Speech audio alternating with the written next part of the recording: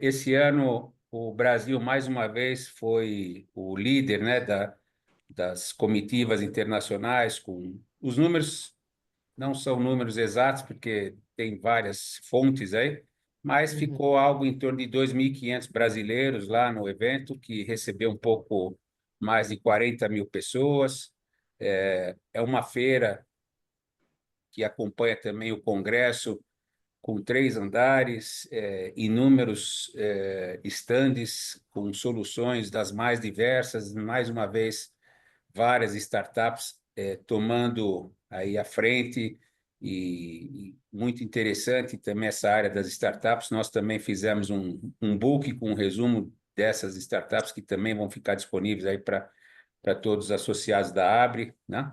Então, acho que é um ponto importante aí para que a gente perceba esse movimento.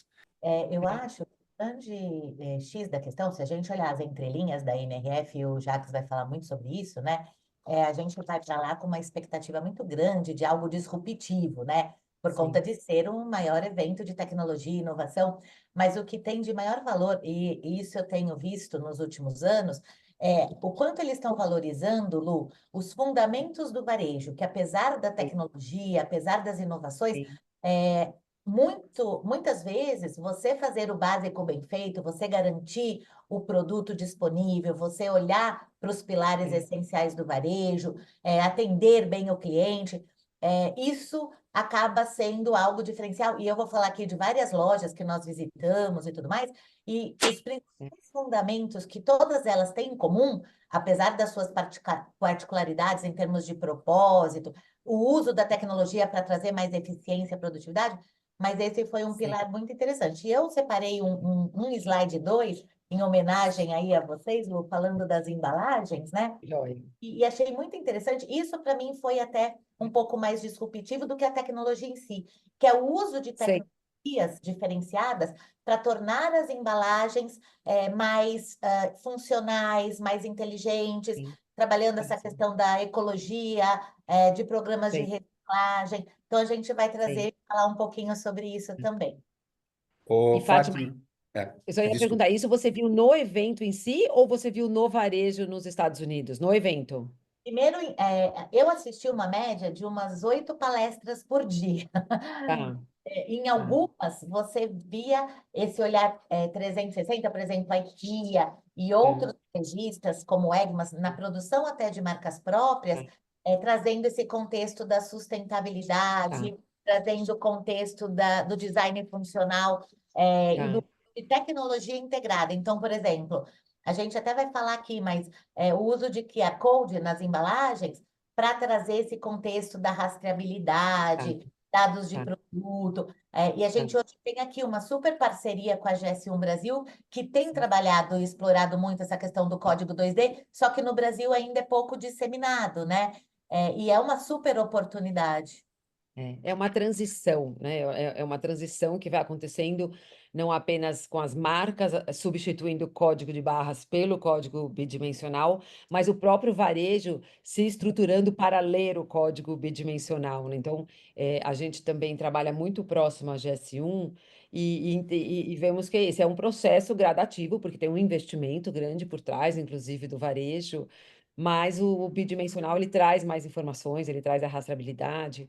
A E experiência, né, do cliente, é, e é bacana que eu tenho visto, e isso é legal também que você trouxe, Lu. Às vezes a gente vai para lá e fala, nossa, uau, como se aplica isso no é, Brasil?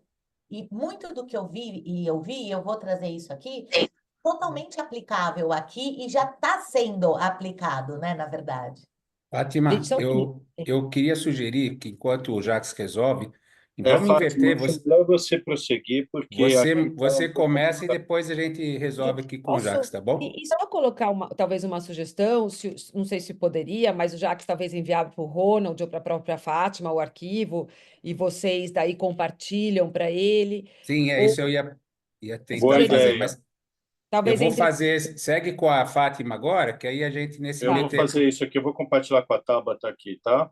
então tá bom. E aí a gente compartilha. Joia. Obrigada, Ótima Jacques. ideia, ótima Vai ideia. atrapalhar, Melhor. não vai atrapalhar em nada, porque, na verdade, óbvio, depois o Jacques vai trazer mais do que as principais tendências, as provocações que ele sempre faz sobre as mesmas e como aplicar isso na prática, eu trouxe aqui uma leitura que é, com base nas principais tendências, o que a gente viu de aplicação prática de fato, e trazendo um pouco o contexto aqui do que a gente pode estar fazendo também no que diz respeito ao Brasil, tá? Bom, a Lu já me apresentou aí, eu sou fundadora e CEO da Connect Shopper, sou retail thinker da Varejo 180 e a minha expertise, minha paixão está ali no universo do comportamento do consumidor, do shopper, experiência do cliente, gerenciamento por categoria, CRM, nessa prática. Uma coisa importante, né, que foi muito falado ali nas entrelinhas da NRF, é uma verdade. No mundo que nós estamos, de alta competitividade, de grandes transformações, a única constante é a mudança. Então, nós temos que estar abertos a entender muito a fundo o mercado, tudo o que está acontecendo, e estarmos lá em constante possibilidade de nos adaptarmos a isso. E aí, me chamou muita atenção o tema desse ano da NRF. Todo ano eles trazem uma palavra central. O ano passado era Back to Basics, que era volta ao básico, né? Até por todo o momento que eles estavam vivendo de inflação, de ruptura gigantesca, de confinamento de produto. E esse ano, um chamar da reconstrução, que na minha leitura, de tudo que eu ouvi, vivi ali, visitei em termos de lojas, que esse é eu brinco, eu falo que o gostoso de ir para Nova York com um grupo, como o da Varejo 180, é que você une várias coisas em um único momento. Você une conhecimento, conteúdo, uma troca muito rica dos aprendizados, porque são visões diferentes, com especialistas diferentes. Você tem um network de altíssima qualidade para também trocar, e você tem visitas, tanto nos expositores, nos estandes, como nas lojas. E a palavra central que me trouxe foi de aplicação prática. E maior parte dos cases, inclusive das palestras dos CEOs, tem a ver com como eu estou, de fato, aplicando essas principais tendências no meu dia a dia. E as 3 palavras de ordem tiveram a ver aí com o uso de tecnologia, de inteligência artificial, mas também aplicada para trazer mais produtividade, para trazer mais eficiência ao varejo, a experiência do shopper. Vamos falar sobre isso. Mas o uso de IA, de tecnologia, sem esquecer do humano, pelo contrário, né, a valorização do ser humano, o ser humano no centro, seja cliente, seja colaborador, e para isso um olhar 360 do propósito e a cultura organizacional sólida, e isso tudo sustentando e sendo aplicado de maneira efetiva no dia a dia do negócio, né, para seleção e recrutamento de pessoas, para definição de um mix, de um layout, e óbvio que o tema da sustentabilidade e da governança, mas num olhar até amplo, não só de meio ambiente, não só de social, mas também da saúde do ser humano. E sobre os principais insights, sem dúvida nenhuma, o Jacques vai trazer aqui depois com brilhantismo. Mas indo nessa sequência, eu separei aqui alguns pilares essenciais do que também me chamou a atenção nas palestras, principalmente nas macro e nas palestras dos CEOs e nas palestras de cases relevantes, para que a gente possa discutir aqui com exemplos práticos. Então, primeiro, que a gente viu muito forte, as empresas que estão tendo muito sucesso, seja lá e seja aqui, é de fato quem tem um planejamento muito consistente de médio e longo prazo, apesar de estarmos nesse ambiente altamente competitivo, com uma visão de futuro muito forte e pautando ações. Eu trouxe até um case aqui para mim que chamou muita atenção, que é da Lulemon, no qual o CEO falou, olha, todos os dias que eu posso, eu pergunto, inclusive, para os meus colaboradores e para os meus clientes, onde estamos, como estamos e para onde queremos ir. E se alguém gaguejar, se tiver dúvidas sobre isso, eu repenso na hora, porque se todo mundo aqui não estiver pensando hoje, mas com o olhar do futuro, a gente não vai sair do lugar nesse ambiente altamente transformacional.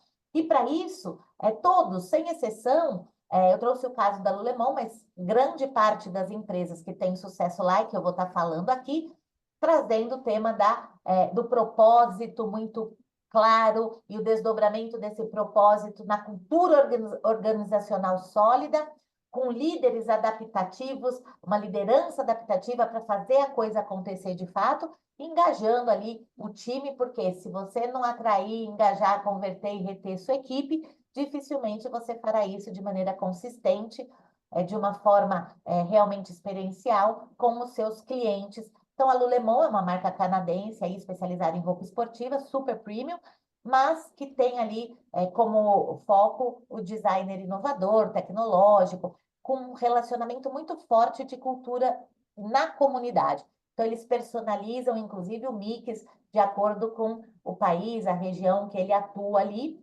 Aqui um exemplo, né, de algumas das lojas, e eles se intitulam Ir Além do Vestuário. Ele é um movimento que impulsiona corpo, mente, comunidade, né? Então, ele, inclusive, na hora de recrutar, selecionar a equipe, eles buscam pessoas que têm essa conexão com movimento, com exercício, com atividade, combinando a inovação, conforto, e a ideia é transformar a forma como acontecem as conexões da marca com o mundo. Então, esse é um primeiro pilar, e que aqui no Brasil tem muita gente fazendo muita coisa, né? Clareza na proposta de valor, clareza no seu propósito, e como eu desdobro isso para permear de maneira estruturada para toda a equipe, para que eu possa realmente ter todo mundo alinhado no mesmo patamar, né? Nós temos empresas assim muito relevantes do varejo alimentar, também de materiais de construção e do farma, permeando esse universo, né? Uma outra empresa muito forte nessa questão do aplicar o propósito em todos os P's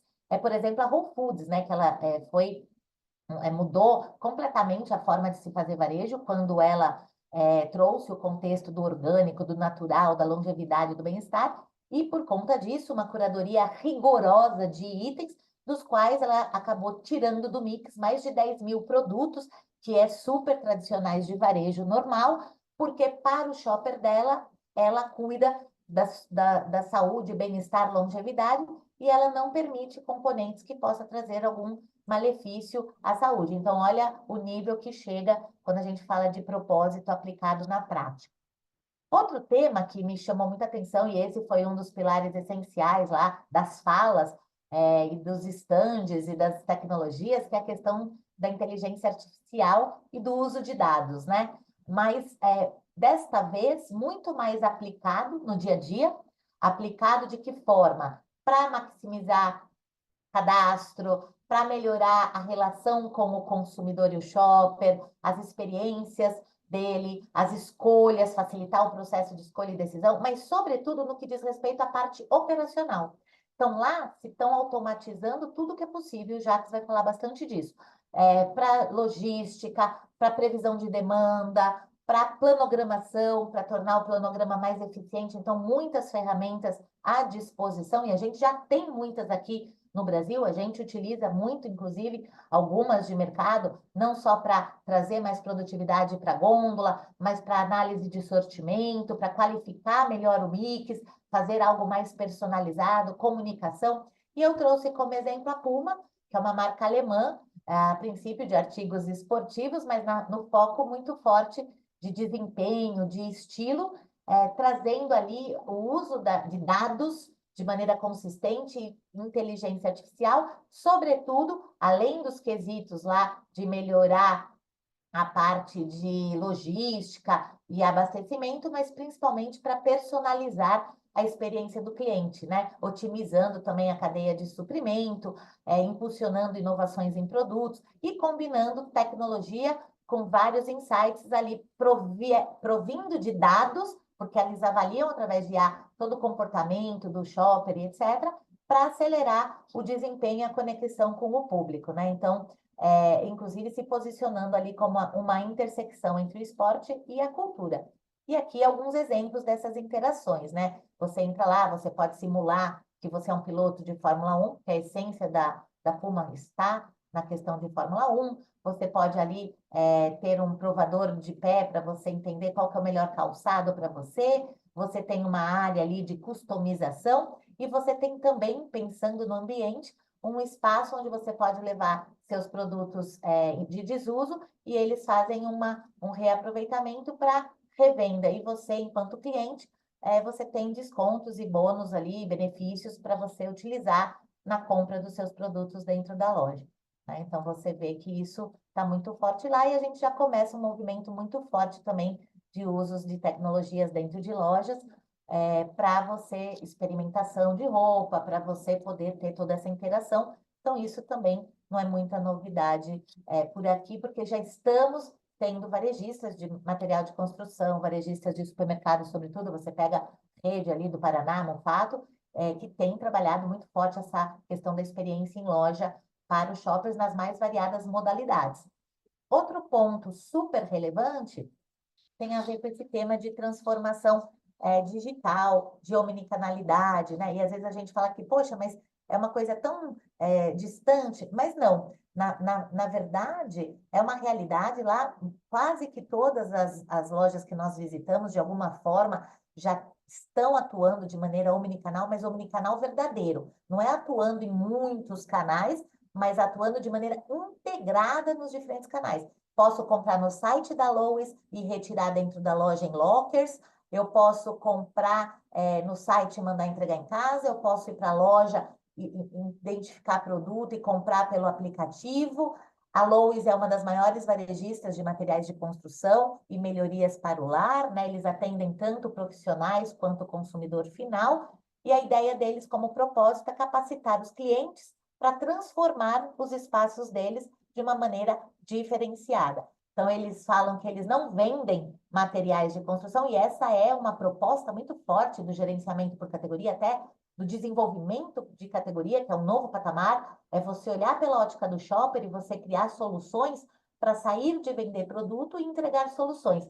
Então, ele se diz que não vendemos apenas materiais, mas construímos, sim, possibilidades com inovação, qualidade e expertise para transformar o lar das famílias ali. Então, você vê o uso muito forte dos lockers, né, para trabalhar esse conceito de tecnologias e omnicanalidade. Você vê câmeras interativas, essa, por exemplo, que está ali o demonstrador apresentando para a gente, o funcionário, é uma câmera que ela escaneia o seu rosto e também o que você está comprando, e ela já vai considerando o seu perfil e pode até fazer recomendações de produtos e etc e tal, de acordo com tudo que ela vai mapeando de você. E depois isso vira informações relevantes para eles identificarem mix, comportamento de compra e tudo mais. E é uma câmera também que ajuda na prevenção de perdas, que é uma dor muito grande do varejo, né? Hoje o varejo se perde praticamente o que ele tem de lucro líquido, em torno aí de 2%. Outro tema relevante, que tem uma aplicação prática no dia a dia do negócio, é cada vez mais a gente tem modelos de negócios que cabem em todos os bolsos, né? Até porque aqui no Brasil a gente tem diferentes públicos, diferentes valores, regionalidades. Então, quando a gente fala valorização das lojas físicas para pontos de experiências, essa é uma realidade, já está acontecendo também de alguma forma no Brasil. Aqui eu trouxe a experiência, o exemplo do Italy, por exemplo, que ele traz um conceito inovador, não só de hospitalidade, mas combinando ali supermercado com elementos de varejo, gastronomia, mas também educação e cultura. Então, você ali pode ter experiências práticas junto ao chefe dos produtos que eles comercializam para você aprender a fazer uma pasta, harmonizar pratos e por aí vai. Eles formam também e dão cursos e etc., dentro desse universo. Então, ampliando o horizonte de sair de vender produto e pensar num ecossistema de serviços e tudo mais. E o Jacques vai falar muito, eu adoro, porque nós temos aqui diferentes Brasis, né? Então, tem sim aquelas lojas que estão indo para o caminho da experiência, da conveniência, mas do outro extremo a gente tem também os atacarejos crescendo 2 dígitos e que não tem níveis de serviço. Qual que é o grande diferencial e como você se sustenta num varejo altamente competitivo como o atual? Tendo clareza no seu propósito, na sua proposta de valor, no seu posicionamento e desdobrando isso de maneira efetiva na sua entrega. Consistência é a palavra de ordem entre o que eu prometo e o que eu entrego. E aí você pode navegar em diferentes modelos de negócios. O da experiência única, inovadora, o do sortimento ampliado, o de um hub de serviços, que a gente viu muito isso nas lojas que nós visitamos. Eu deixo de ser uma farmácia, passo a ser um hub de saúde e bem-estar, oferecendo diversos serviços de clínica médica, de atendimento diferenciado, de consulta como uma CVS. Eu deixo de ser um pet shop e passo a ser um hub de saúde, bem-estar e cuidado dos pets e dos pais de pets, como a Petco. E aqui no Brasil a gente tem caminhado e navegado em vários modelos. O da conveniência pura, como uma Oxo, por exemplo, o uma era da experiência, e aí você vê, por exemplo, um Mufato da vida e outros players. Eu gosto do Mufato porque eles são muito inovativos, né? Eles foram aí pioneiros no que diz respeito a trazer tecnologia para o PDV, para você fazer a gôndola infinita. Eles foram pioneiros na loja autônoma. E agora eles acabaram de lançar fresquinho aí uma nova loja que é 100% centrada no cliente. Mas a gente tem muitos outros exemplos aí também de caixa para você acolher a dona de casa lá no Enxuto, onde ele trabalhou fortemente. É um caixa diferenciado que você pode demandar tempo para você acolher um público mais sênior e por aí vai. Aqui são fotinhos, né, do Italy, que promove aí essa experiência diferenciada dentro da loja, e você ali, literalmente, como eles exploram muito bem o visual merchandising, todas as práticas ali de arquitetura e design, então você come com os olhos ali, né? Você não sai dali sem comprar algo. E eu queria trazer também aqui nessa linha o Egmas, que é um supermercado premium, mas também com uma experiência que vai além do varejo tradicional. Ele traz nas suas lojas uma área de hospitalidade, que é um tema super importante da atualidade, com muitas opções de comida pronta, das mais variadas nacionalidades e estilos, mediterrâneo, sushi, lanche rápido,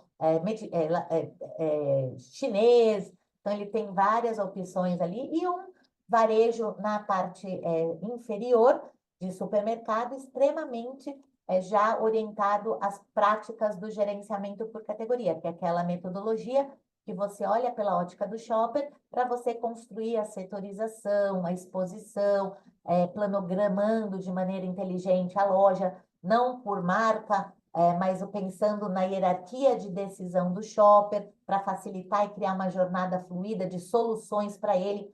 Um valor muito forte das embalagens aqui, também para que elas possam trazer o que foi de mais valor ali do que eu ouvi e vi sobre a questão da sustentabilidade, sobre a questão das embalagens ali mais ecológicas, das embalagens também com apelo funcional e inovador, inclusive para melhorar a experiência do usuário, até mesmo no uso e no armazenamento. Então, eles trazem embalagens bem diferenciadas para os seus produtos de marca própria e que são produtos premium e valorizados no ponto de venda, né? Outro tema para a gente poder também trazer aqui como um pilar essencial do que ouvi, eu que sou shopper lógica, né? A questão da centralidade do cliente, e o Jacques trouxe um tema que eu até trouxe aqui do Ross, ele vai depois contar para vocês o que é o Ross, mas a questão do esforço mínimo, né? Que a gente cada vez mais quer facilidade, praticidade, conveniência. Quando a gente faz estudos aqui no Brasil com o consumidor, e pede para ele desenhar a loja do futuro para ele ainda é uma loja que permite facilidade, encontrar facilmente o que foi buscar, porque ainda o nível de ruptura aqui, se fosse um varejista, seria o terceiro maior do ranking, ter o produto exposto de maneira ordenada, que facilite o processo de escolha, compra e decisão. E um tema dentro da centralidade do cliente que vem forte é esse pilar que o Jacques vai trazer também, de você, em vez de ter um déjà vu, né, que é você vivenciar algo que você não vivenciou ainda lá no futuro, você tem um vujadê, que é trazendo coisas do passado, ressignificando isso para atuar aí no seu dia a dia, e o Jacques vai falar bastante sobre isso também. E eu trouxe como exemplo aqui, para mim, o que é um case, né, e não é um case tão novo, porque ele veio para o Brasil, o Steel Leonards, na década de 90, ali, contar sobre o que é verdadeiramente ter o cliente no centro das decisões. Quando você entra em qualquer loja dele, na entrada central, você tem lá a política dele, a regra de ouro, que é o cliente tem sempre razão, e a 2 é que, caso você ache que não, se ele tiver errado, volte para a regra 1. Então, eles são das empresas, assim, uma que é mais flexível, inclusive, o processo de troca, que é uma dor muito grande do brasileiro, né? Do consumidor brasileiro. A gente tem um estudo aqui que a gente fez em outubro, E de uma nota de 0 a 10, no quesito devolução, a nota é 3 e 4, né? Porque tem muita dor ainda para nós trocarmos produtos, seja em loja física, e piorou ainda quando se trata do digital, né? E ele é intitulado Disneylândia ali, das lojas, né? Do mercado. Ele começou como um laticínio, porque ele veio de fazendas, né?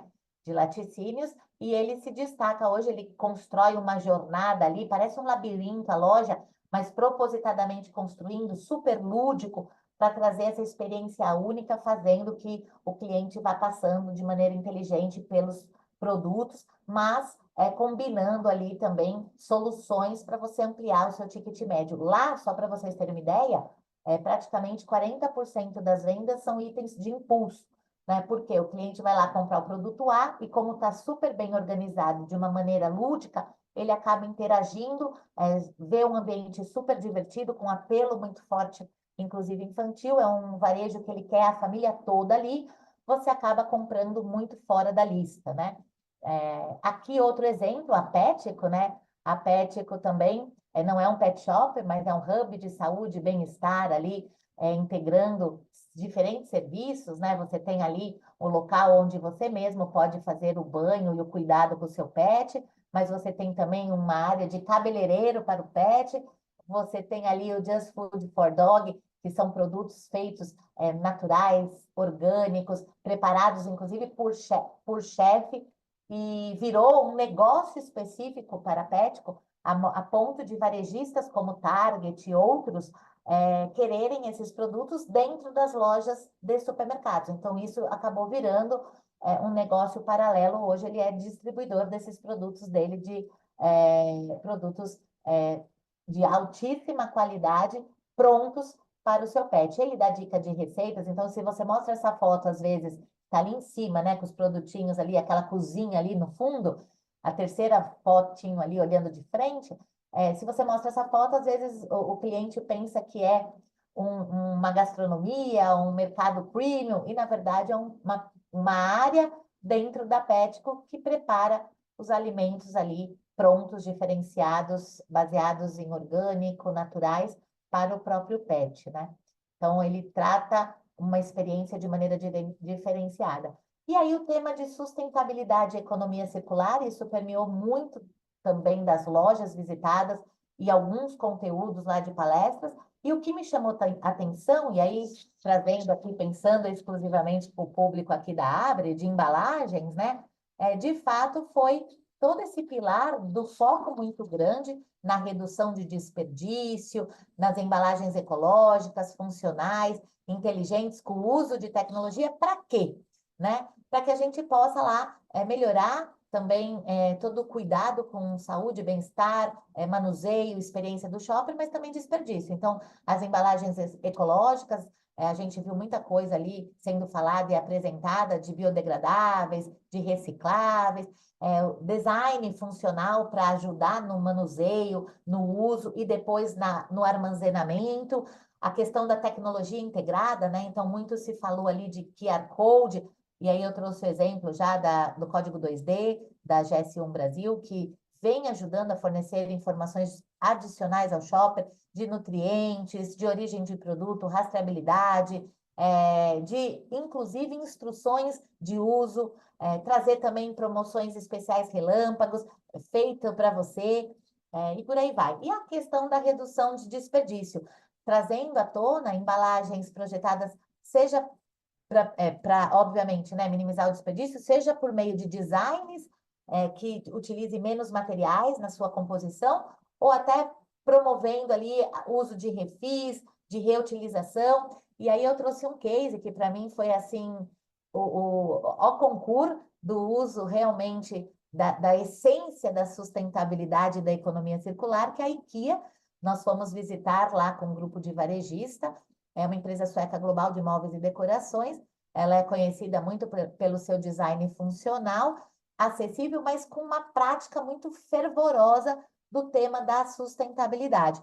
Essa foto aqui, inclusive, é de uma área inteira produzida ali com produtos que, na verdade, Opa, desculpa, com produtos 100% ali ecológicos e reutilizáveis. Então, esse espaço aqui, esse quarto, sofá, cozinha, inteiro de produtos, realmente explorando e promovendo ali de maneira bem forte a questão da economia circular, reduzindo aí todo o dano que poderia ser causado ao ambiente. Então, transformando casas, mas também o planeta com responsabilidade, né?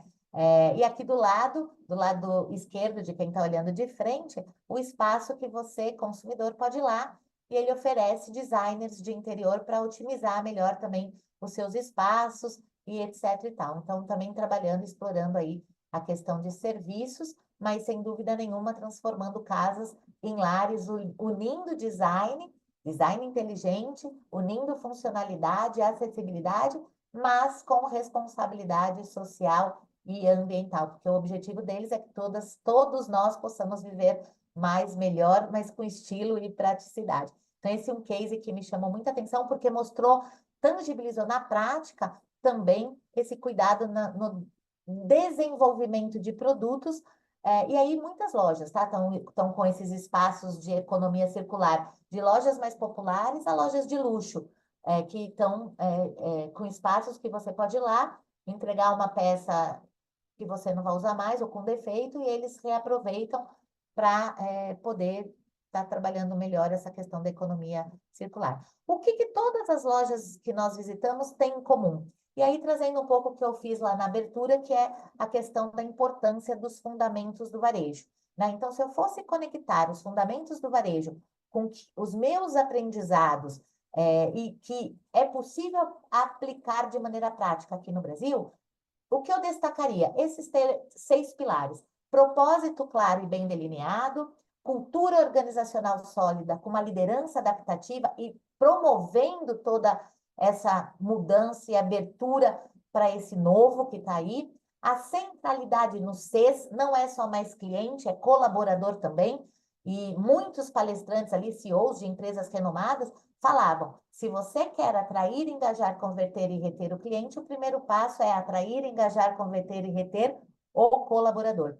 Uma curadoria rigorosa de produtos e serviços, e aquilo chama atenção, porque a gente aqui, 80% do nosso negócio é gerenciamento por categoria, onde a gente faz análises de sortimento, de mix para varejistas dos mais variados setores e tamanhos. E é incrível que, em geral, nós excluímos do mix entre 20% e 30% de itens que estão ali e que não deveriam estar, ocupando espaço, ocupando estoque, trazendo improdutividade para a gôndola, improdutividade para o estoque, ineficiência operacional e um custo que você acaba impactando, às vezes, o fluxo de caixa para você investir em novidade. Então, curadoria rigorosa de produtos. Precisamos acelerar esse processo aqui no Brasil. Serviços adicionais integrados, um olhar de ecossistema. Eu não preciso ser bom em tudo e fazer tudo. Eu posso buscar parceiros estratégicos que me ajudem a oferecer serviços diferenciados e, obviamente, esse tema da sustentabilidade ampliada, olhando uma visão não só do social, da governança e do ambiente, mas também da saúde do ser humano, por tudo que a gente vem vivenciando aí no ambiente altamente estressado e de muita mudança e muita poluição visual, tecnológica, etc. E a questão da tecnologia aplicada. Todo tema de tecnologia, de inteligência artificial, o grande desafio não é se eu devo ir ou não, é crucial, mas é para quê? O que eu quero? Eu vou investir em A, qual é o objetivo central? E garantir que isso seja aplicado de maneira efetiva, principalmente para eficiência, para produtividade, para melhorar a rentabilidade, que são as dores do varejo da atualidade, e para melhorar a experiência do cliente, né? E só para fechar, meu último slide aqui, para passar a palavra para o Jacques, o que eu vi e o que nós poderíamos, de fato, aplicar de prático aqui no Brasil, né? Pensando em experiência no cliente, eu sou daquelas que eu falo assim, olha, se eu não puder fazer nada, mas puder fazer o básico bem feito, ok. Lá a gente está falando do uso de muitas tecnologias e muita interatividade e imersividade em loja, mas aqui no Brasil, o que a gente pode fazer e já tem gente fazendo? atendimento personalizado, então tendo, inclusive, às vezes, manualmente falando, né? Formando a equipe, criando um processo de qual é a forma adequada de eu atender o meu cliente, criando cartilha, formando, educando o atendimento para isso. Experiências, espaços experienciais dentro da loja, criando áreas ali que o cliente possa degustar um produto, então mesas, zona de teste, e até display interativos, que também essa tecnologia ficou muito mais acessível, trazendo sessões temáticas, né? A gente vê muito no varejo alimentar, o mundo orgânico, o mundo saudável, e explorando isso de maneira mais lúdica, interativa, espaço instagramável para o cliente chegar lá na loja e poder tirar foto, interagir, fazer uma promoção ali, uma divulgação bacana, ter brindes, ter conexões com a sua proposta de valor, provadores, muitas vezes utilizando tecnologias também para que ele possa experimentar de uma forma mais lúdica os produtos, né? Então, falando em experiência de cliente, tem muita coisa que a gente pode fazer. E muita gente fazendo, né? Eu tenho até um varejo de Matcom que ele tem 2 lojas e ele tem trabalhado muito esse universo da experiência do cliente. Tecnologia é omnicanalidade, e aí, como eu comentei, em termos de tecnologia, né, o QR Code que vem avançando, muitos varejistas já estão adotando, eu tenho clientes lá no Nordeste, inclusive, que já estão trabalhando isso para trazer a questão da sustentabilidade, mas da rastreabilidade, sobretudo de ajudar a monitorar a questão da validade, para ele não ter implicações legais até sobre isso, né? Um marketing digital mais personalizado, utilizando inteligência artificial para poder mensurar e trazer mais dados de cliente, de comportamento e tudo mais.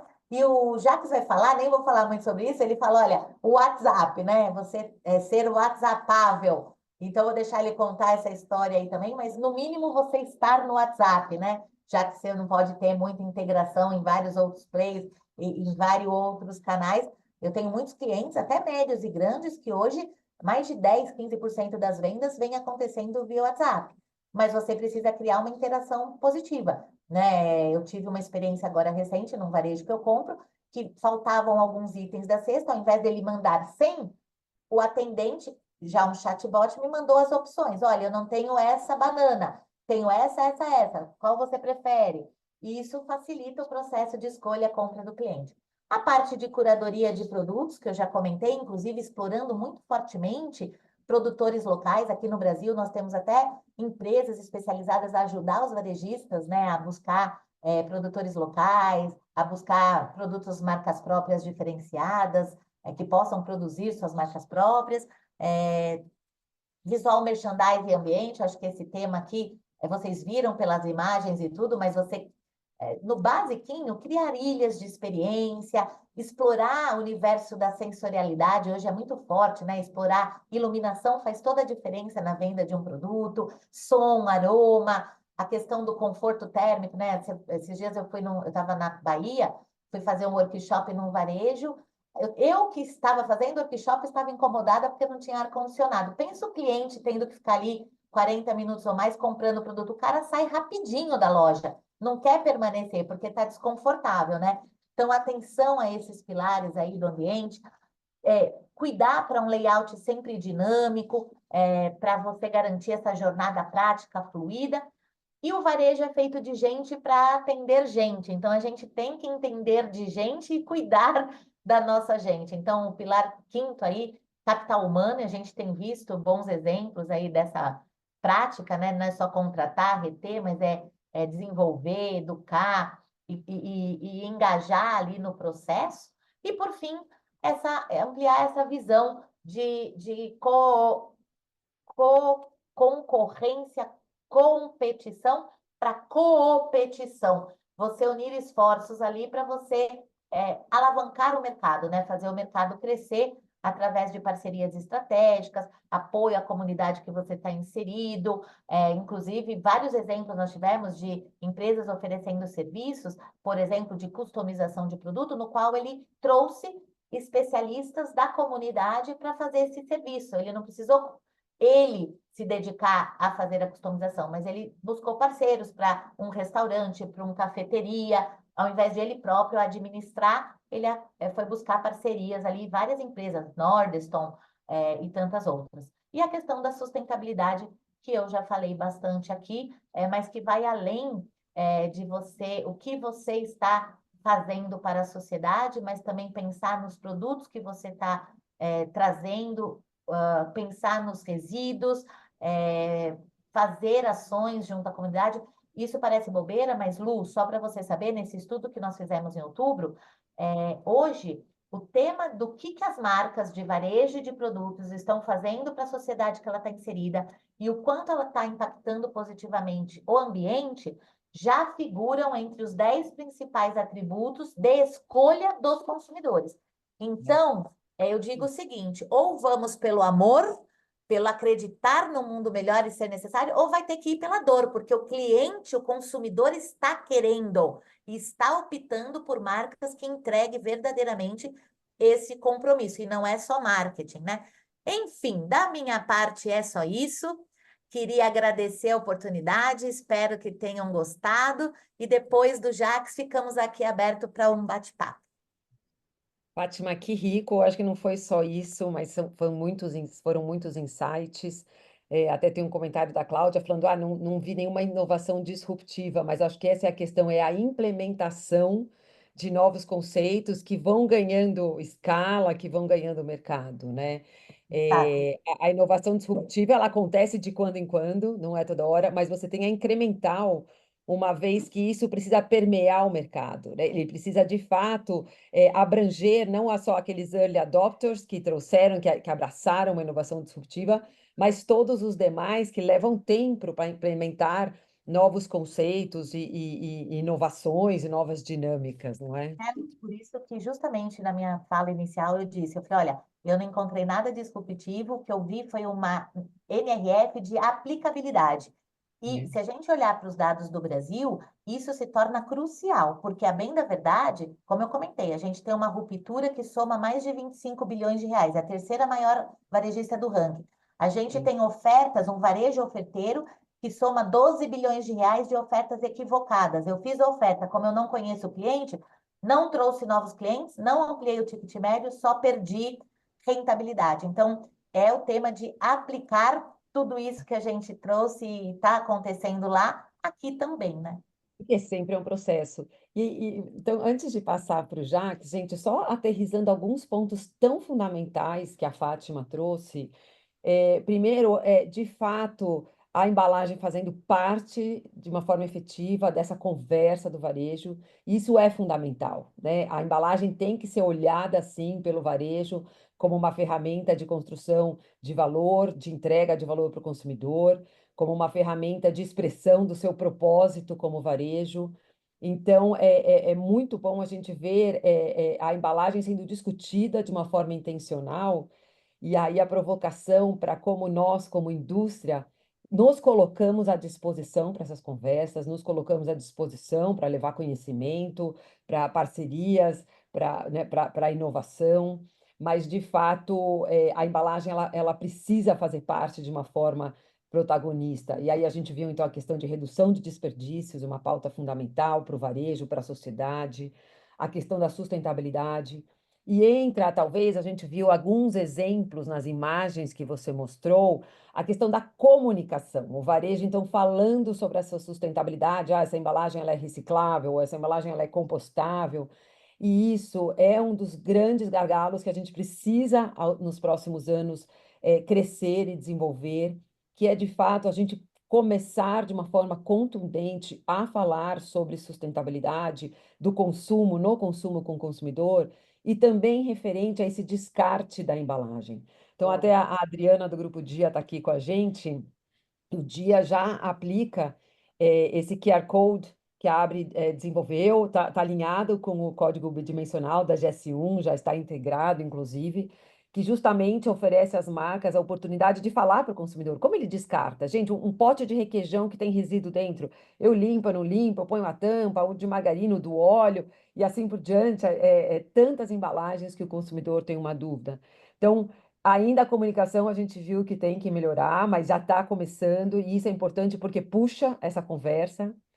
Agora, uma outra perspectiva da embalagem, quando você falou do Whole Foods, com um propósito tão claro, uma clareza de proposta de valor, de ser aquele que entrega saúde, bem-estar.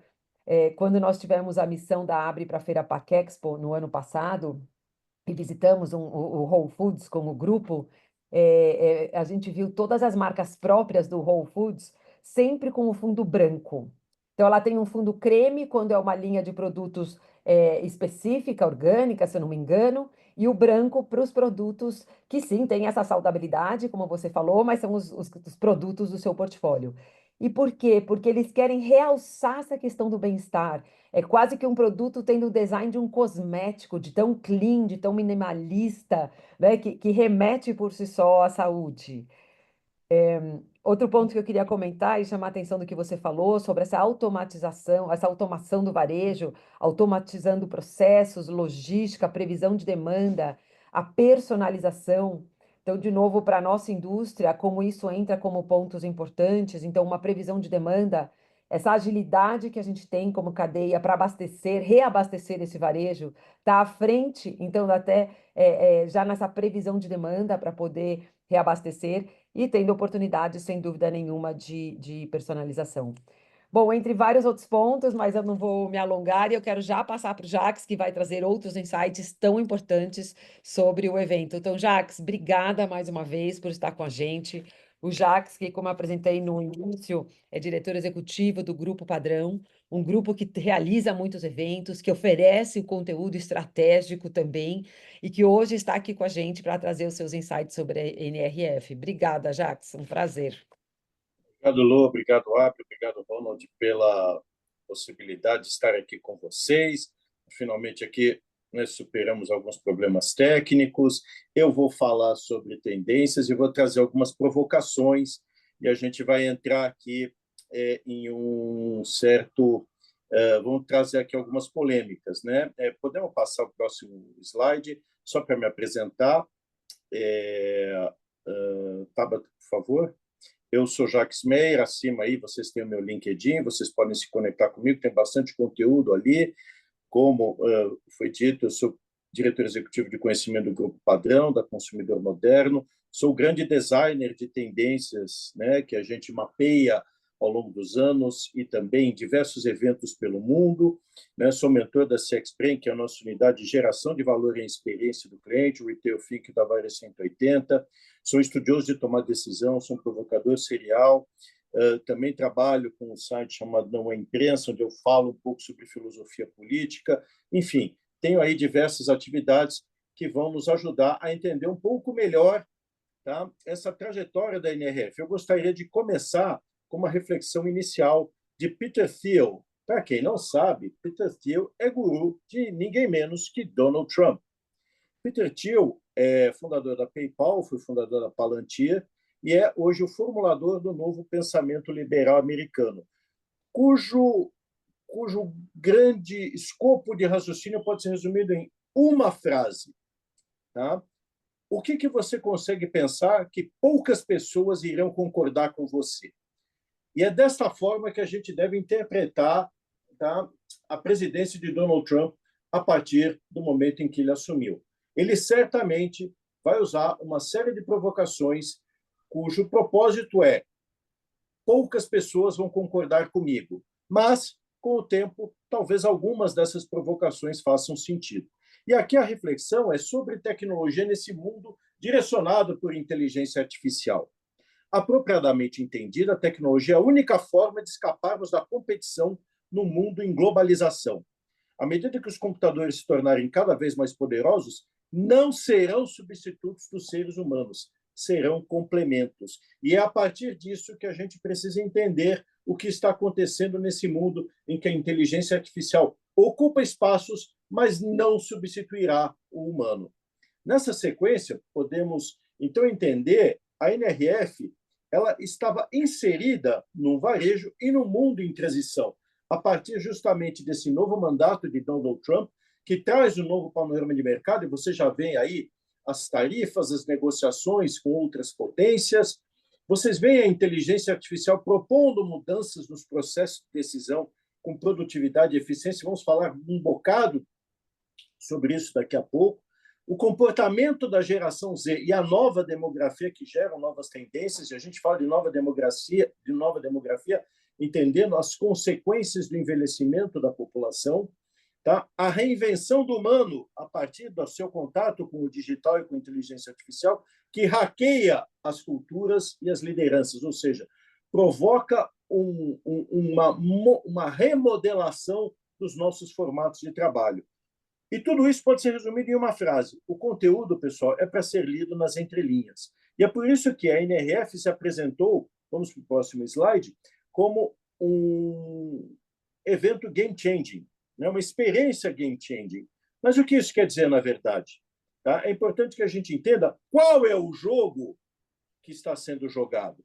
E dentro desse jogo é importante entender o seguinte, próximo slide, tá? Nós vamos jogar o jogo a partir de um PIB de 28 trilhões de dólares, que é o americano, ou do nosso, que é um PIB de 1,8 trilhão, quase 2 trilhões de dólares. É importante ter essa dimensão, porque muitas vezes nós olhamos, tá, para um mercado muito mais rico, quando, na verdade, a gente tem que se situar para a realidade brasileira. Pois bem, o conteúdo é dividido em 3 grandes vertentes, e aqui está a primeira, tá? Que é justamente o conteúdo estratégico, o conteúdo dos CEOs.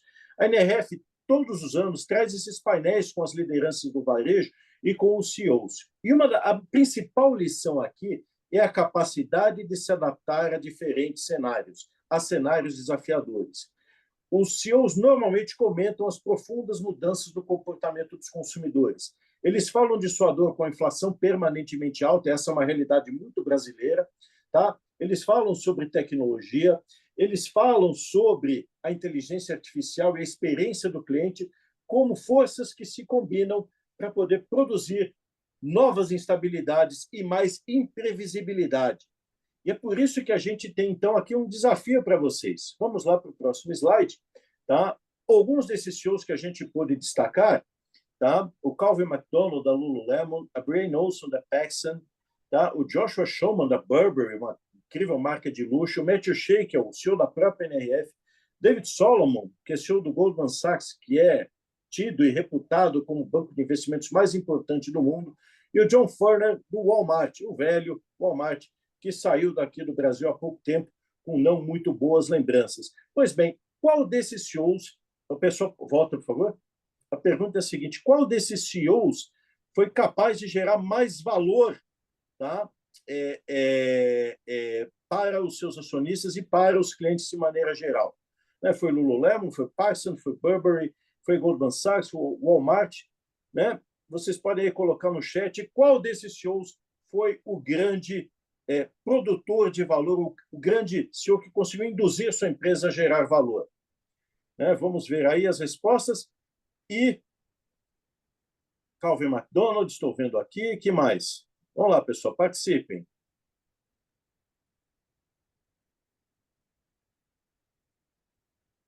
Bom, vamos então matar essa charada. Podemos partir para o próximo slide.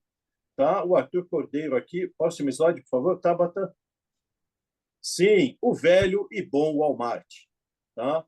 Com investimentos em tecnologia, muita obsessão por eficiência operacional, uma transformação digital bem-sucedida e diversificação fizeram a ação mais que dobrar de valor em 5 anos, com incríveis 72% em 2024. Perceba que o Walmart tem um valor de mercado de mais de 720 bilhões de dólares. Ok, ele está um pouco longe dessas big techs, mas ele prova como o varejo, como negócio, é muito viável. Tá? E ele é viável, pensem, tá? Um varejo tradicional, né, de 5, 6, 7 décadas, que hoje tem que competir com nada mais, nada menos que a Amazon, e também com os varejistas online norte-americanos. Aliás, a notícia de hoje, né, é que os Correios americanos e o serviço de entrega vão deixar de entregar, tá, os produtos das famosas lojas de blusinhas como forma de retaliação pela guerra comercial que Donald Trump está empreendendo com a China. Pois bem, então o Walmart está super bem posicionado. E vale a pena, pode prosseguir, vale a pena atentar para o fato de que o Walmart vale 4 vezes mais que o famigerado Goldman Sachs. Ou seja, nos Estados Unidos, varejo bom vale mais que banco. No Brasil, uma visão distorcida faz com que as empresas de varejo não consigam ter essa percepção de valor que a gente tem no mercado americano. Um segundo driver do conteúdo, podemos passar para o próximo slide, tá? São os cases de tecnologia. E vale a pena entender o seguinte, que eles fazem perguntas muito objetivas para entender e direcionar o investimento em tecnologia. Qual delas faz sentido para o negócio? Quais tarefas você quer automatizar? E guardem muito essa palavra. Você quer automatizar processo, produtividade, eficiência, experiência do cliente, estoque, gestão, categoria, RH? Pois bem, toda a tecnologia tem que ter um objetivo claro, tem que ter um outcome, tem que ter uma visão de resultado. Porque não se trata de usar inteligência artificial, e sim de entender que tudo o que demanda processamento eficiente de dados deve ser automatizado. Então, quando a gente fala em personalização do cliente, isso pressupõe que empresas devam processar um grande volume de dados provenientes das interações com o cliente para daí poder prover essa personalização. Quando a gente fala em estoque, quando a gente fala em eficiência, existem muitos e muitos dados que possam ser devidamente automatizados com uma ferramenta de inteligência artificial ou com outra tecnologia para fazer com que você ganhe produtividade num nível exponencial. A ideia básica é a seguinte, volte lá, por favor. A ideia básica é a seguinte, você só deve investir numa tecnologia capaz de proporcionar uma melhoria 10 vezes superior àquela que você tem. Se for uma melhoria simplesmente incremental, é melhor buscar uma tecnologia capaz de lhe dar o 10x. Vamos para o próximo slide, e aí a gente fala dos painéis de tendência, e podemos já ir na sequência entender o que é tendência. Porque muitos e muitos painéis e muitos ditos especialistas e gurus confundem tendência com achado. Tendência não é um achado, é um conjunto deles. Então, para vocês entenderem tendência, no próximo slide, vale a pena compreender que uma tendência é assimilável, né, por um grande contingente de pessoas. Elas são aplicáveis a diversas esferas do comportamento e dos negócios humanos. Elas são replicáveis, portanto, podem ser aprendidas, e por isso elas são justamente replicáveis. Elas são perenes, elas se estendem ao longo de 5, 10, 15 anos, e, portanto, são abrangentes, porque percorrem, se espalham pela sociedade, pelo mercado, pelas pessoas, de uma forma tanto intuitiva quanto notadamente como um meme. Elas se espalham como um meme, e quando a gente vê, estamos seguindo a tendência, né? Pois bem, vamos na sequência. Um exemplo do que é um achado, né? Uma consultoria americana foi lá e fez lá a sua exposição de tendências e falou em pijamas adultos, ou seja, roupas cada vez mais confortáveis para que a gente pudesse encarar, por exemplo, viagens muito longas. O que é uma bobagem, porque isso é um achado, é uma fração de uma tendência maior, que é a vida frugal, o home fashion, que aconteceu a partir do momento que a pandemia trouxe o escritório para dentro dos lares e despojou a roupa corporativa, ou seja, a etiqueta corporativa.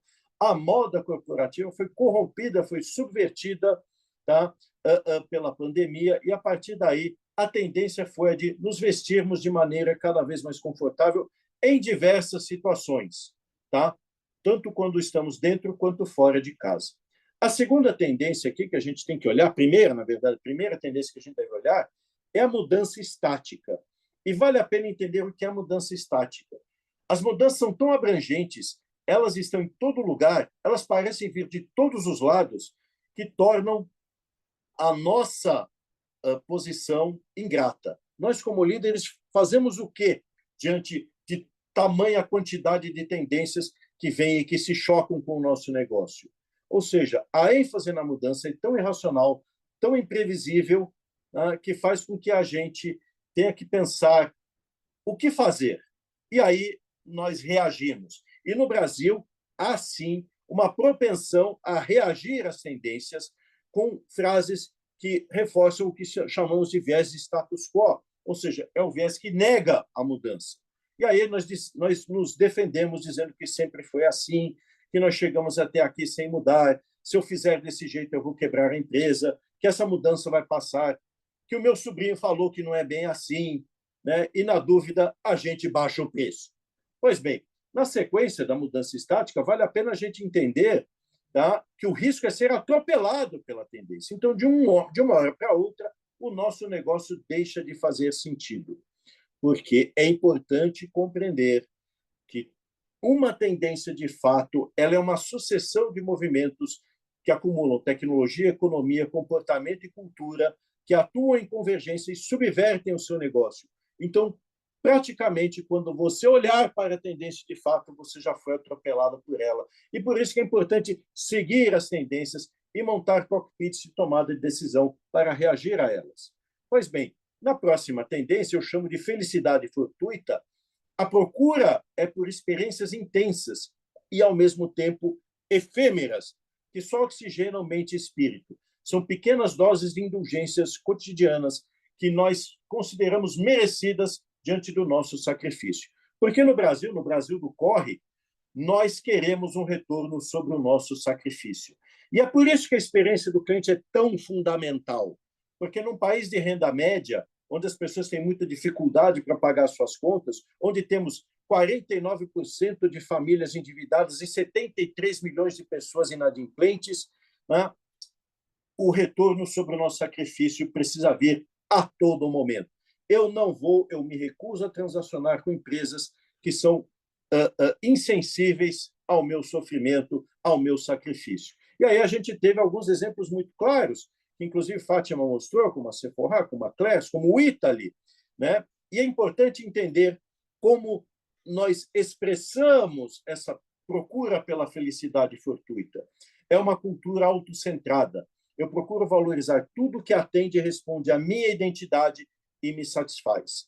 Quero exercer as recompensas pela minha dedicação ao trabalho, pela minha dedicação em tentar manter os boletos em dia, pela minha dedicação de tentar ficar preocupado e responder à nossa necessidade de janta todos os dias.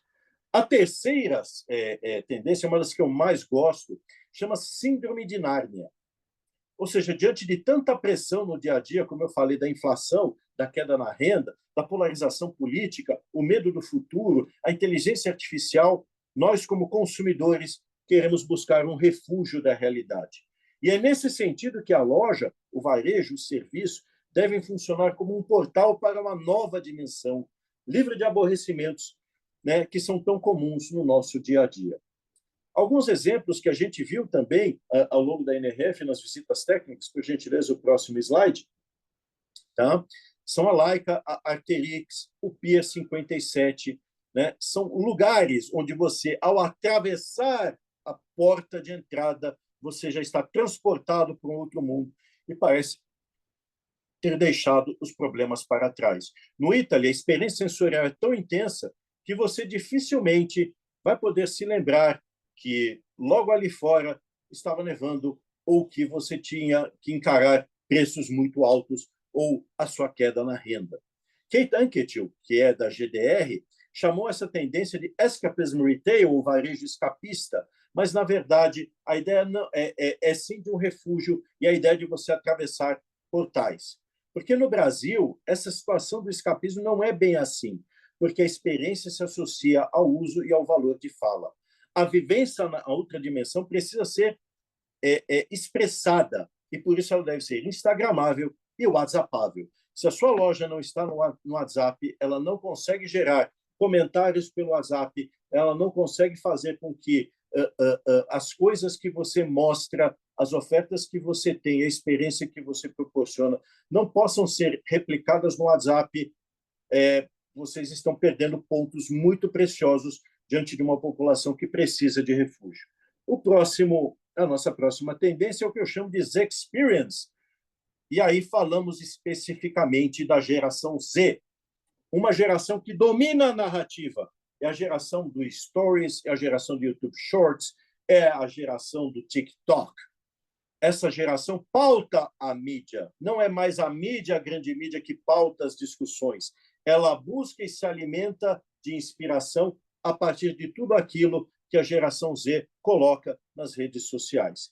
E por pautar a mídia, ela pauta as discussões. E por pautar as discussões, o que está em voga hoje é uma vida fluida, onde carreiras de 30 anos, onde relacionamentos de 30 anos, onde profissões com 30 anos, onde ficar na mesma empresa por 30 anos, não fazem nenhum sentido. Tanto não fazem sentido que hoje, né, essa geração que hoje já está por volta dos 30 anos, já fala em pequenos períodos de aposentadoria precoce, porque não se enxerga trabalhando 35 anos a fio, né, em busca de uma aposentadoria com apenas 30 dias de férias por ano. É uma geração motivada por ansiedade crônica. Não por acaso nós temos uma explosão, tá, de procura por ajuda química e ajuda psicológica para lidar com a realidade. Volta lá, por favor. E isso se faz porque é uma geração que tem muito narcisismo digital e renega as tradições e busca um consumo sempre em linha com a identidade do momento. Sim, porque essa é uma geração que muda de identidade o tempo todo, a identidade é fluida, aquela coisa de colar na pessoa, tá? Uma visão demográfica de renda, de classe social, de região, não faz mais sentido, porque eles procuram serviços de várias formas ao longo de sua vida. E fazem isso por quê? Porque eles têm um déficit crônico de dopamina. A ansiedade se manifesta justamente porque eles buscam constantemente emoções capazes de suprir o déficit de dopamina. E aí sim, vamos para o próximo slide. E eles fazem isso buscando um relacionamento com lojas que são capazes de permitir a eles se expressarem sua autenticidade e colaborarem com a narrativa. Por isso, eles não têm compromisso com muitas coisas, não têm tanto compromisso com marcas, a não ser que elas possam lhes oferecer produtos a baixo custo, produtos que sejam acessíveis e que tenham propósitos bacanas. É importante colocar a sustentabilidade, então, dentro desse prisma. A sustentabilidade não é um valor em si, ela é um valor na medida em que ela permite uma expressão digital. Caso contrário, ela não tem importância nenhuma. Eu sei que isso vai chocar alguns ouvidos sensíveis, mas é a realidade, porque há mais de 20 anos que a sustentabilidade entrou entre os 10 vetores, né, de decisão do consumidor, mas jamais foi o primeiro. E está longe de ser, porque, na verdade, autenticidade, legitimidade, expressão individual, autoexpressão falam muito mais para esse jovem do que as nossas preocupações genéricas com o planeta. Isso acontece por quê? Porque nunca houve, tá, como o ChatGPT, uma tecnologia de sustentabilidade capaz de provocar essa dominância. É a famosa revolução 10x que eu falei lá no início. Enquanto uma tecnologia não prevalecer de forma muito contundente, a sustentabilidade não ganhará valor de fala e não será um motivo de autoexpressão, principalmente para as novas gerações. Prosseguindo, teremos, então, consequência dessa visão da geração Z, uma tendência chamada antecipação de tudo. É o poder da inteligência artificial somado à habilidade de extrair insights a partir dos dados para prever e modelar expectativas do consumidor e atingir a tão esperada personalização. A vida digital nos criou um overload cognitivo, ou seja, nós ficamos cansados o tempo todo. E é fácil eu perguntar aqui para vocês podem colocar no chat, quantos de vocês conseguem dormir 8 horas por noite? Eu acredito com muita propriedade que a maior parte de vocês não consegue ter boas noites de sono de maneira contínua, porque nós estamos sobrecarregados cognitivamente. Nós temos que pensar, né, no digital o tempo todo. Né? Chega a mensagem do WhatsApp, respondo ou não respondo? Você tem lá, você está num grupo, você quer saber se você entra na conversa ou não entra na conversa. Você está no aplicativo de delivery e você tem que escolher, putz, vou pedir no mesmo restaurante sempre ou vou experimentar o novo? Né? Aí você vê o preço. Poxa, será que tem cupom ou não tem cupom? Aí você vai para o streaming, né, para tentar relaxar e você tem que escolher o que você vai ver, mesmo porque as indicações não parecem tão promissoras assim. Então, a vida digital nos trouxe um aumento do número de decisões que precisamos tomar no dia a dia, o que provoca um cansaço mental extremo. E é por isso que a gente quer que a tecnologia antecipe as nossas decisões, que é o que acontece quando você acessa o aplicativo de transporte, de mobilidade, e ele já diz para você, já traz ali 2 resultados prováveis de para onde você vai. E aí você já fica feliz. Puxa, não precisei nem digitar o endereço, né? Porque ele já te traz isso. Então, a antecipação de tudo é uma forma da gente poder fazer com que o cliente perceba que nós estamos preocupados com ele.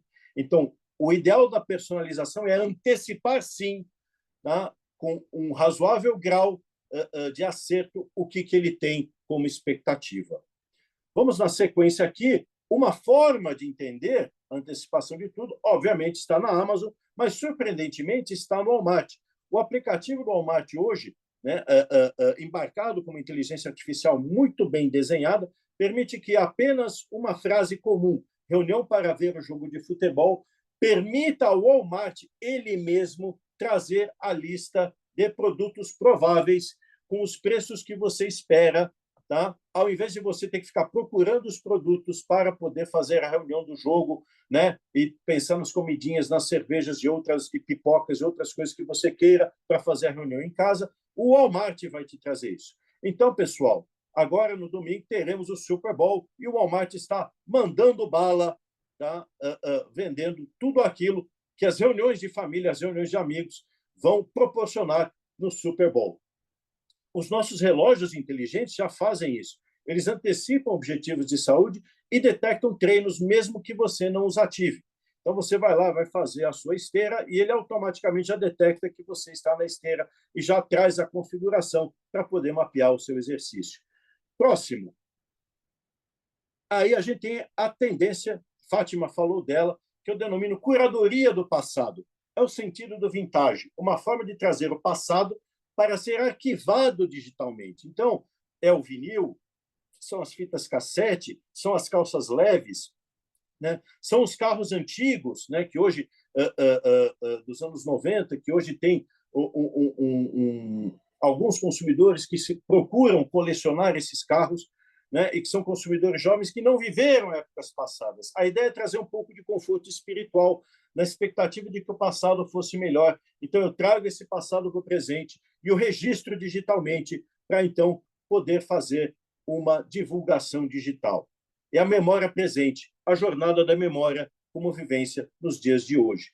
Ou podemos seguir. É como eu disse, a gente fala da Randy Runaway, que é uma loja de segunda mão, e a segunda mão vai se tornar cada vez mais, a gente tem aqui um exemplo do Enjoei, vai se tornar cada vez mais uma forma de referência do passado para os dias de hoje, assim como a Levi's, como a Lego, ou seja, todos os negócios que trazem e trabalham a memória afetiva, tá, conseguem ganhar espaço porque são fontes de repertório e criam valor de fala.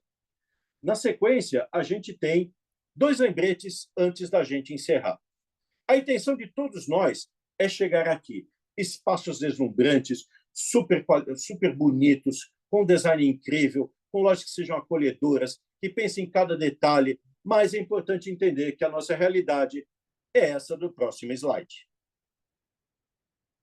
Esse é o Brasil da confusão, o Brasil que se encontra nas ruas e que se encontram em lojas que avançam pela calçada, porque nós gostamos desse look and feel, nós gostamos de tocar, nós gostamos de falar. Esse é o lado humano que o Brasil não vai perder, por mais que se queira trazer inteligência artificial para a nossa realidade. Esse é o primeiro lembrete. O segundo lembrete vem no slide seguinte. Em essência, o CX, a experiência do cliente, deve ser uma fonte de dopamina, deve fazer com que a gente se sinta bem. Ninguém quer sair para uma experiência de consumo e ficar frustrado com uma realidade que parece ser cheia de atritos, cheia de obstáculos. Bom, pessoal, é isso. Eu gostaria de encerrar aqui a apresentação. Novamente, meu LinkedIn aqui. Podem falar comigo a hora que vocês quiserem. E eu espero que isso tenha sido atrativo para vocês. E sigo aqui, pronto para poder conversar e exercer o nosso valor de fala. Obrigado, Luciana. Jacques, nossa, eu que agradeço em nome da Abre, de todo o time. Excelentes provocações para nosso público, né? A maior parte atuante na indústria em si, e uma indústria que está mais distante dessa dinâmica tão ágil que você trouxe de gerações, né, de dinâmicas, desse novo comportamento, e que trazem desafios daí para toda essa cadeia de consumo, mas trazem muitas oportunidades, né? Chamando a atenção para alguns pontos que você colocou, que eu acho que são importantes para nós, é um pouco isso, o tema sustentabilidade, ele é tão nevrálgico para a nossa indústria, ele é tão importante, mas não somente para a nossa indústria, né? É para a cadeia de consumo, a embalagem é uma ferramenta dessa cadeia de consumo. Então, como indústria, a gente trabalha muito em tecnologia, no desenvolvimento sustentável, mas essa sustentabilidade ela não vai acontecer se toda a cadeia de consumo está envolvida. E a gente fala ainda de uma forma muito técnica para o consumidor, né? A gente quer falar Exato.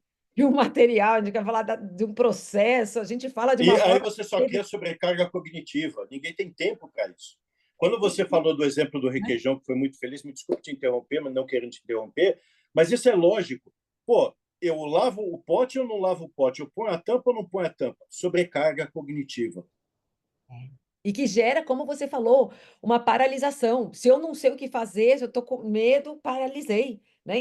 Esses conceitos, eles se misturam. Então, de fato, como se a gente quer se impulsionar essa sustentabilidade no consumo, que é o que precisa ser feito em todos os elos, como a gente torna isso, tem até um designer do setor que fala de uma forma sexy, né? Atrativa, divertida, e mais em cima do que você falou, que de engajamento, até de expressão, de uma construção de valor, de uma gamificação. A Cláudia Pires está aqui com a gente, atua muito nessa área do consumo consciente, reciclagem, coleta.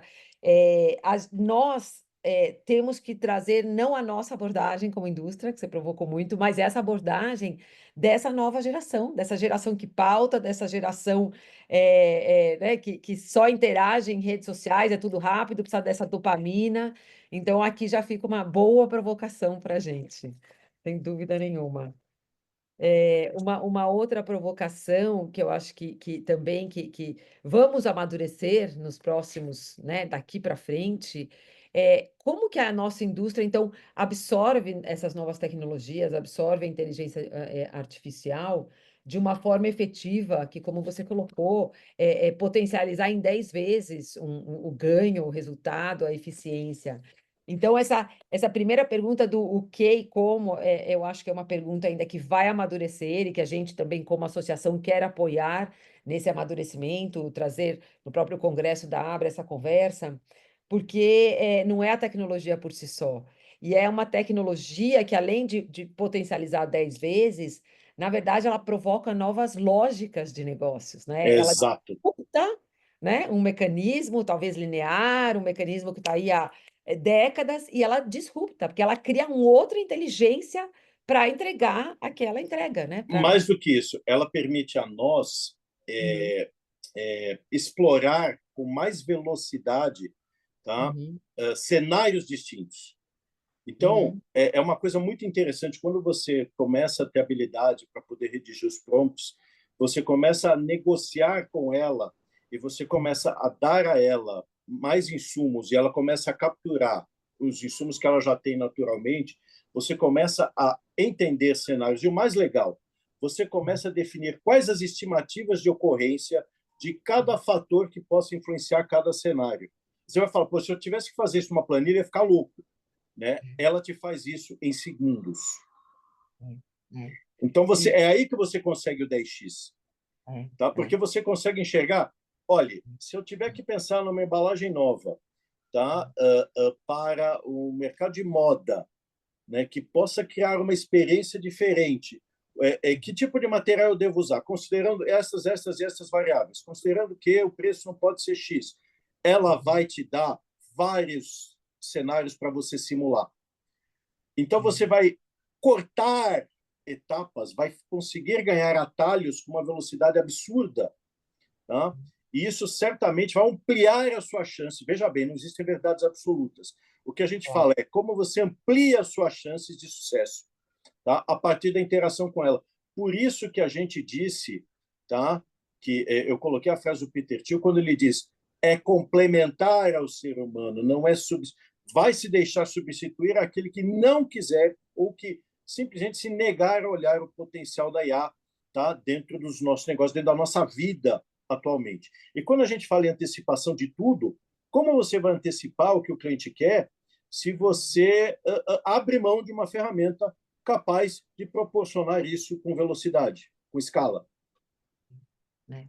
Não, e acho que esse teu comentário já responde aqui uma pergunta, comentário do Felipe Teixeira, né, mostrando que sim, é esse o caminho e que isso traga, sim, uma redução de custo, né, num país que tem todo um custo embutido tão alto. Uma outra pergunta que chegou aqui, Jacques, do Carlos Praz, é se ele pergunta se hoje a sustentabilidade ainda é mais um habilitador do que um diferenciador no consumo, na sua opinião. Eu acho que ela é, quando muito, um habilitador. Ela, infelizmente, justamente pela sobrecarga cognitiva, por ela não ter uma plataforma dominante, como é o Windows em sistema operacional, como é o Google em sistema de busca, como é o GPT em inteligência artificial. A gente tem que entender sustentabilidade do ponto de vista de tecnologia. Enquanto ela não conseguir um incremento 10x, tá, capaz de se tornar facilmente utilizável pelas pessoas, ela não será um diferenciador, tá?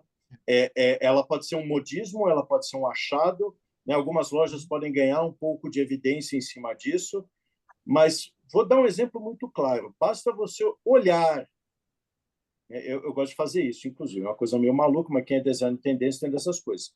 Olhar lixos. Quando você olha o cesto, de todos aqueles cestos recicláveis e tal, aí você olha, aqui é madeira, aqui é papel, aqui é plástico, e dentro do plástico está o copo de papel, e dentro do copo de papel, né, você tem o garfinho de madeira, e assim por diante. Né? Porque para as pessoas isso significa sobrecarga cognitiva. Você fazer com que elas tenham que tomar decisão no descarte é um problema. Nós precisamos criar soluções capazes de fazer com que as pessoas não tenham que pensar no descarte e façam isso automaticamente. Caso contrário, nós vamos... O Brasil não conseguiu sequer terminar com os lixões. A ideia era terminar com os lixões em 2013. Estamos em 2025. Tá? Ainda mais com um país que tem que eleger prioridades, né? O lixão deixou de ser prioridade. Ponto. Ô Lu, só complementando o Jacques, tem um grande desafio no quesito sustentabilidade e até em outras aplicações, até para reduzir esse esforço cognitivo, o quanto a gente tem que ter um compromisso, indústria, varejo, de educar o consumidor e o shopper para interferir, inclusive, de uma maneira positiva em hábitos e comportamento para que ele possa tornar isso algo natural. Porque hoje, na verdade, não é. Se a gente avalia em termos de comportamento e hábito, pouquíssimos parcelas verdadeiramente da população, a gente fez um estudo recente para uma indústria de saudável, para tentar entender quem, de fato, poderia ser classificado como um heavy user, né, de sustentabilidade, de saudabilidade, menos de 3,5% da população. Para esse cara, já é natural, para ele não tem muito esforço de pensar madeira no madeira do... Mas 99%, 97%, para isso é uma coisa que não está no repertório regular. Então, tem um desafio cultural, educacional a ser implementado, sabe? E fundamental a gente ouvir essa perspectiva, né? Que é uma perspectiva diferente daquela que muitas vezes, como indústria, a gente trabalha e que, de fato, a gente precisa entender essa perspectiva a partir da sociedade, né? Então, como tornar isso, como você falou, totalmente natural, como que a gente influencia aqui para que faça parte de um comportamento cotidiano, que não traga, como o Jacques falou, essa sobrecarga cognitiva e agora em qual das lixeiras eu descarto. Que são discussões que vêm acontecendo, hoje até teoricamente todos os recicláveis podem ir juntos, não precisa separar, mas ainda ficou uma memória daquele no passado, quando a gente começou. Então são provocações que a gente precisa sim considerar para propor essa evolução sistêmica, como eu falei, que é para fora, inclusive, da indústria, né? A gente precisa evoluir de uma forma sistêmica. O que a Fátima falou faz todo sentido. Quando a gente fala em educação, nós sempre falamos, o problema do Brasil é educação e assim por diante. O brasileiro é diplomado na UER, para quem não sabe, a Universidade da Rua. né? O brasileiro real está na universidade da rua. Então, quando a gente fala em educação, não é simplesmente fazer o job limpinho de levar isso para as escolas e colocar isso para as empresas, porque isso significa terceirizar a responsabilidade do poder público. O poder público precisa colocar a sustentabilidade na rua, de fato, tá? Ele não faz isso. Então, com o volume de impostos que a gente paga, ou seja, quando você percebe que o país arrecada 2,6 trilhões e fecha no vermelho, né, que é uma coisa surreal, a gente precisa entender que, para isso se tornar um valor para as pessoas, você precisa do exemplo de quem a gente elege também. E não simplesmente achar que a gente assume a responsabilidade, carrega, né, a rocha nos ombros morro acima, né, e vem a primeira chuva e leva a gente morro abaixo. Então, a educação ela precisa ganhar as ruas e não simplesmente ficar confinada às escolas, porque o que vai acontecer é que só as escolas com mais recursos é que vão conseguir criar uma determinada mentalidade, percebe? É o 10x. Eu acho que você trouxe um ponto muito importante, Jacques, porque, de fato, ninguém na sociedade, né, nenhum elo pode terceirizar essa responsabilidade para o outro, e isso, de fato, acontece mais do que muito comumente. A gente não tem uma voz como país, uma orientação como país. Seguinte, aqui no Brasil nós vamos reciclar. Então, todo Brasil, população brasileira, vamos reciclar, então, né, vamos entender como que, assim, vamos criar os mecanismos para ter uma coleta facilitada, para ter já essa destinação para cooperativas, para a indústria. Hoje a gente, como associação, trouxe o QR Code do Lupinha para, sim, esclarecer para o consumidor de uma forma fácil como que você vai descartar, está aqui, está claro. Mas a gente não tem uma voz que fala, você tem que usar cinto de segurança, nesse caso até da multa, ou você tem que tomar vacina, você tem que fazer tal coisa, É a você ideia não unificadora. você não pode reciclagem e não se fala. Né, um assunto assim, vamos fingir que a gente não está vendo. Então, não tem uma orientação clara que a população vai criando uma consciência assim, isso é uma pauta dessa sociedade, É a da ideia sociedade. unificadora. E aí você vai fortalecendo os Sociedades sem ideias unificadoras, elas não funcionam bem. Quando o JFK colocou no início da década de 60 a ideia unificadora de temos que levar o homem para a Lua, tá? O país inteiro se mobilizou em torno disso e acabou mobilizando boa parte do mundo em torno disso. Tá? É uma ideia unificadora. Esse é o salto da extinção. Se a gente fala, não, queremos que o Brasil seja pátria ambiental, vamos fazer a COP30 aqui, legal. Qual é a nossa ideia unificadora? A ideia unificadora deveria ser, vamos acabar com as queimadas. Ponto. Bota isso na cabeça e nós vamos envidar todos os esforços para isso. Não temos essa ideia. A gente fica vendo um monte de coisas e quem tem um monte não tem prioridade. Todos nós sabemos disso nos nossos negócios, né? E é o que nos paralisa. Muito bom. Gente, assim, a conversa está muito boa, acho que todos, inclusive, estão aqui gostando desse debate, porque é um tema importante e muito rico poder ouvir as suas perspectivas, que são tão diferentes das nossas, mas trazem, eu acho que, muito claramente, até ajustes de rota que nós, como indústria, precisamos fazer, abre como associação, ajudar a puxar, e também deixo a provocação para que todos nós, como cidadãos, também possamos provocar que a gente tenha, a partir dessa gestão adequada de resíduo e de embalagem também, mas não só de embalagem, de resíduo, estamos falando de poluição ambiental, que a gente possa levantar essa voz provocando que a gente tenha uma ideia unificadora no Brasil, uma pauta clara, uma diretriz clara, que vai obrigar que todo mundo corra atrás dessa pauta clara, como você colocou, Jacques, né? Que vai colocar... Mobilizar, criar mobilização, senão você não cria. Você não cria valor de fala, as pessoas não falam sobre isso. Tá? Enquanto você não está na boca das pessoas, tá, você não existe. Esse é o novo jogo. Olha só, gente. Gente, muito rico. De novo, queria agradecer ao Ronald, super parceiro nosso, por ajudar a organizar esse painel de hoje, convidar a Fátima e o Jacques para estarem aqui. E aí, um especial agradecimento à Fátima e ao Jacques por estarem aqui, dividirem tantos conhecimentos, tantas provocações. Eu acho que todo mundo sai daqui mexido e pensando em como que a gente trabalha todos os pontos que vocês colocaram. Então, obrigada a vocês, obrigada a todos que participaram também com a gente. Obrigada, viu? Obrigada, parabéns. Hein? Obrigado, pessoal. Obrigado a Fátima, todos. foi incrível. Parabéns aí. Obrigada. Ronald, obrigado, viu, querido? Sempre juntos. Um abraço. Até breve. Até. É.